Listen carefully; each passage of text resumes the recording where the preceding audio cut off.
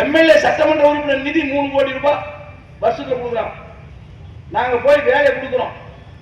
ஏப்பா இங்க வந்து இந்த ரோடு போட்டு கொடு, இங்க வந்து ரேஷன் கடைக்கு ஒரு பில்டிங் கொடு, 10 லட்சம் ரூபாய் கொடுக்குறோம். டெண்டர் போடுறோம், அவன் யாரை எடுத்து செய்யறான். அவன் வந்து கம்ப்ளைண்ட் பண்றான் எங்ககிட்ட, ஐயா டெண்டர் எடுத்து வேலை செஞ்சுட்டு ஐயா 1 வருஷம் ஆச்சுயா ஒன்னும் நிதி வரல.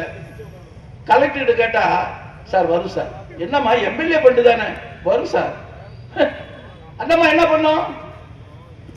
சட்டமன்ற உறுப்பினர் நிதியே உன்னால கொடுக்க முடியல. அந்த அளவுக்கு மோசமான ஆட்சி நடந்துட்டு இருக்கிற நீ பேசுற. நாங்க வந்து கிட்டத்தட்ட உங்க தலைவர் காலத்துல இருந்து புரட்சி தலைவர் அம்மா எடப்பாடி காலத்துல இல்லையோ 21 விட்டு ஆட்சி விட்டு போகும்போது தமிழ்நாட்டினுடைய கடன் வெறும் 5 லட்சம் கோடி. வெறும் 5 லட்சம் கோடி. இன்னைக்கு 3 வருஷத்துல 8 லட்சம் கோடி வந்துடுச்சு. அநேகமா அடுத்த தேர்தல் வரும்போது 10 லட்சம் கோடி. சரி, அப்படி 100 விழுக்காடு உயர்ந்திருக்கு. 3,30,30,000 கோடி கடமை இருக்கிற. என்ன செஞ்சிருக்கிற?